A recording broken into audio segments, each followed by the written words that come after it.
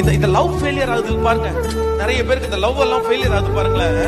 நான் மக லவ் ஃபெயிலியர்ன்றது ஆண்டவர் ஏதோ ஒன்னு தப்பிக்கிறதுக்காக கொடுக்குற வாய்ப்பு. இல்ல பொதுவா சொல்றேன், ஏதோ சரி ஆண்டவர் ஒன்னும் வேணாம்னு சொல்றாரு, அதனாலதான் உனக்கு நடக்கல, அதனாலதான் உனக்கு அது செட் ஆகல.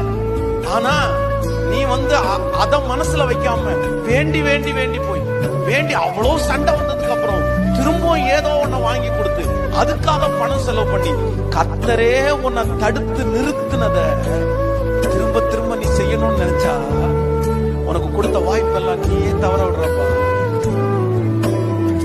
எப்பவுமே ஒரு பாவத்தை சத்துரு உனக்கு கண்ணுக்கு முன்னாடி கொண்டு வந்து நிறுத்தும் போது கர்த்தர் எப்பவுமே ஒரு வாய்ப்பை உனக்காக வச்சிருப்பார்.